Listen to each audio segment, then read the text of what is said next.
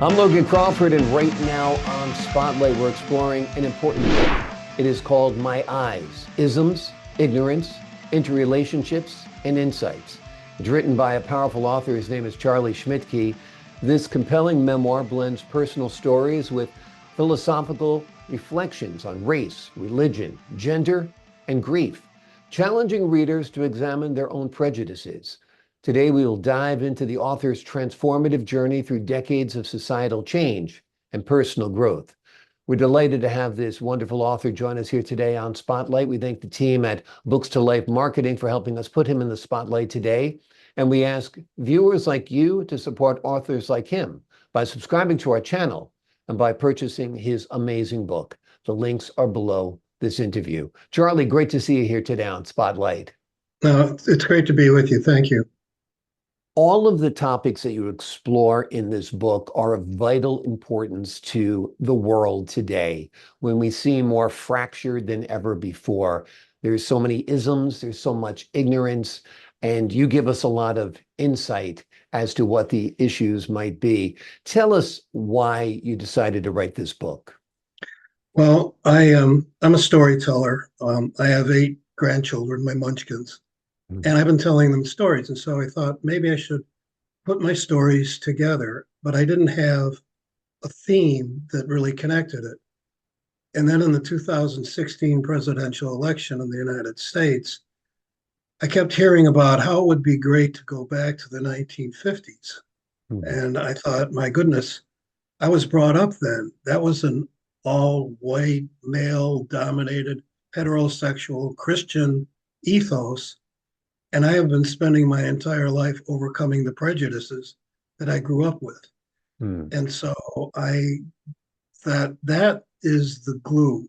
I can walk my stories through my journey through overcoming my prejudices because I was that white, male, dominant, Christian, heterosexual, Mm. and having all of the stereotypes and prejudices that sort of follow with that.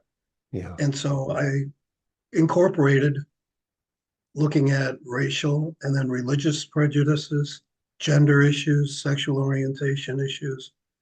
And then I added a dimension of my book that doesn't usually go into these types of stories, and it's what I call societal griefism. Mm.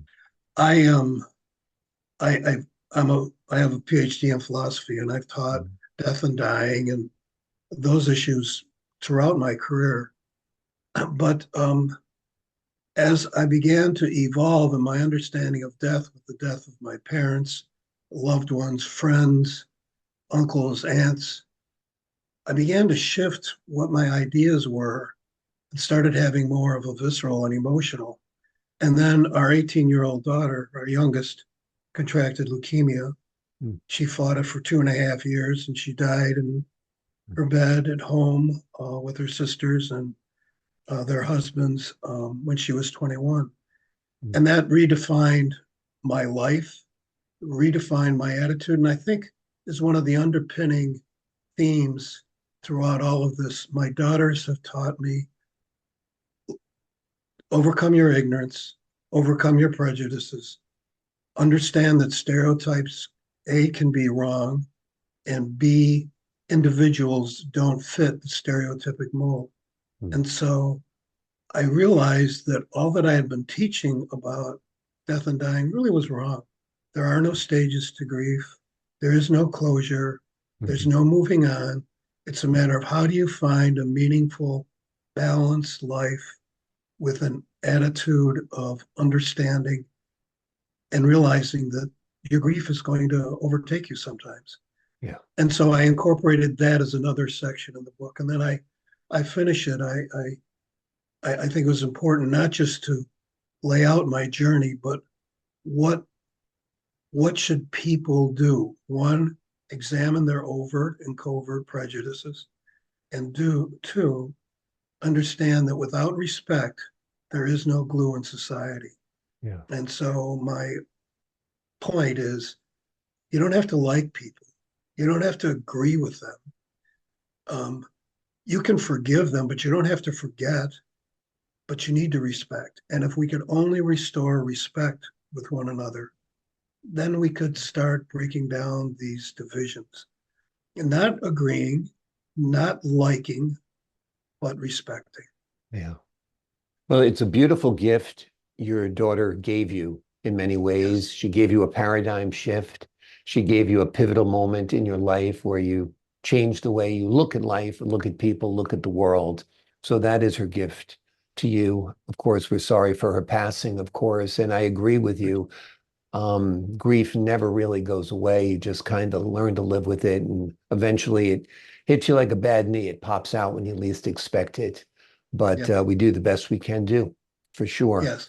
Um, Implicit bias is so difficult to get past because Yes, it we're is. not even aware of it. You know, we see a picture of a Absolutely. woman, she's a nurse, a picture of a man, he's a doctor.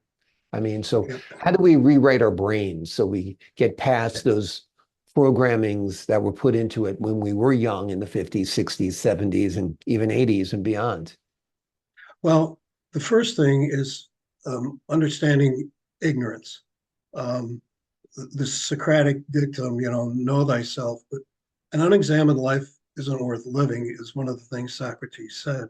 Mhm. And so people have to be willing to be honest. I don't use the word implicit and explicit. In the book, I use covert and overt. Mhm. And I like those words better because covert, it really is hidden. Yeah. We don't see it, we're blind to it. Um, and they can crop up. And in the book, I write about some of my covert um, prejudices that all of a sudden, oh my gosh, I really felt that. Oh my gosh, I did that. Oh my gosh, I said that. Mm. Um, for example, going back to the grief thing, sorry, um, when someone wants to talk about their dying, for example, older people, if they want to talk about dying and everything, oh, don't talk like that. Yeah. Well, what a horrible thing to shut down what someone needs. Now, that people need to first start looking at their language and at their behavior and look at it through the other person's eyes, step into the other person's shoes, and start seeing other people not as the stereotype, but as the individual. Yeah. And that takes work. Yeah. And um, ignorance is something that can be addressed by whether it's reading, whether it's talking, but insight, that fourth eye in my book, that insight, you have to be open to it. You have to open your mind. And doing those things are exercises. For Mm. example, in one of my classes, I would have students write down what is the meaning, write down all the meanings of black, and Mhm. they'd write down meanings of white, boom, boom, boom. And then I said, okay, let's look at the words. Black, you know, the Bad, witch, negative, then, yeah, dark, dark hopeless. clouds, yeah, behind the eight ball, all that. Then you've got Cinderella, and then you've got Darth Vader, and Yeah. all of a sudden you begin to see just in our language, we have these covert triggers that it's important to take a look at. Yeah. And so that's what I do in my book is I walk people through the things that I experienced and how I began to deal with my own ignorance. Yeah. Do you feel in some ways people are less divided than the media portrays them to be? And part of that is the click culture that we live in.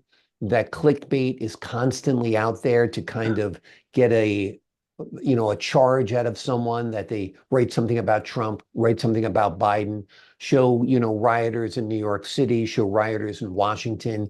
A lot of it is to get some kind of visceral reaction so they can get their, fraction of a penny for the click on their website, right? Oh, absolutely. I absolutely agree with you. I think social media is not something I had to grow up with, but it's something my grandchildren live in. And I sort of skirt around it and do a little bit here and there.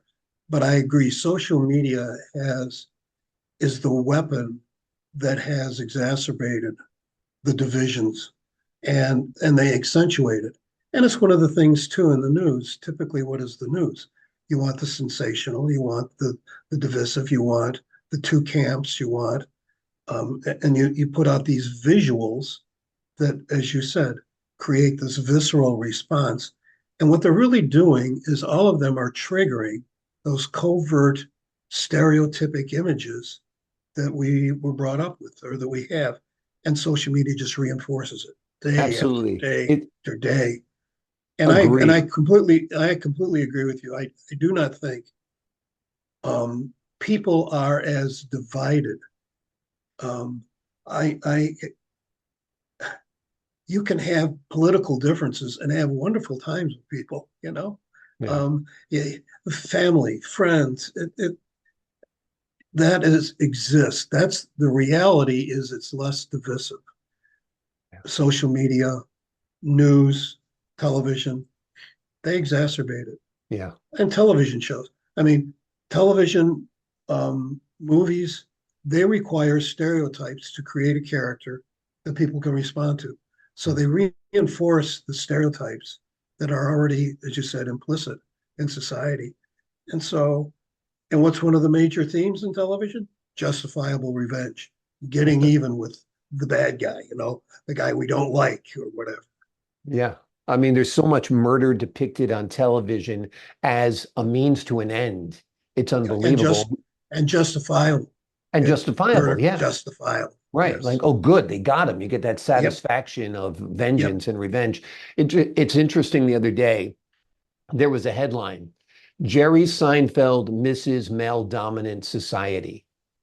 And he was joking. He Yeah, I said, know. I'd like to go back to the 1950s and 60s when men were dominant, white men in Yeah, particular. I mean, that's his spiel, that's his shtick. But to get yeah. somebody to click on that headline and perhaps never read past that headline, they portray him as a bigot or a sexist or what have you. So much of it is disingenuous as well. Oh, absolutely. And that again is plays into the whole ignorance thing, Yeah, where people don't really understand. One of my big things is context. In order to understand anything, you really need to understand the context. And context is like an onion; it's got many, many layers. But understanding the context is much more important than just seeing. I have a passage in the book where I talk about the difference between a situation and a context. The Seinfeld thing is a situation, but the context is understanding what was his point, what was he trying to talk about.